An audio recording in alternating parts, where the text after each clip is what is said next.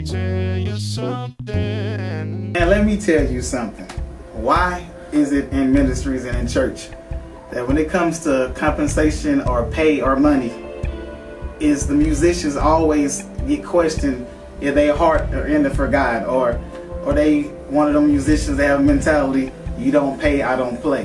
Why is it that in church you can get up and preach, and every time you preach you're going to ask for tithing, offerings, and offering? You got some pastors that have 10 offerings. You have a $100 line, $200 line, $300 line. If you want to see your son get saved or get free, give this. So why are we able to do that in church and then nobody talks about it? But when it comes to a ministry, which you call, you have them playing 5 services, 10-hour services, and playing for the Sunshine Band, the elderly choir, Women of Victory, Men of Valor. You can do all that, but then you want to give us pennies. And then if you give us nothing, we come and ask, oh, can I get paid for my service? Then we get questioned. That's not fair. If God bless your ministry with musicians that have a heart for God and they're at your beck and call to pretty much do anything that's needed in the service, they should be paid for their time. This is a career also, you guys. You got to understand, God didn't just sprinkle down and just spring over your head and you just start playing.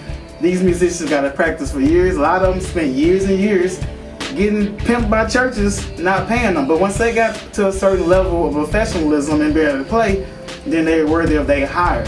So if you don't want your musicians to play with the Love Jones band on the side, pay them. Pay them for their time. It's like we want to eat too. You can't expect us to pay all these services and be at all your functions, and with the little bit of time we have left, work part-time at Subway and part-time at rallies. That's not fair, church.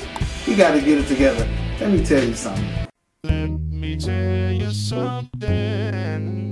Ooh, let me tell you something.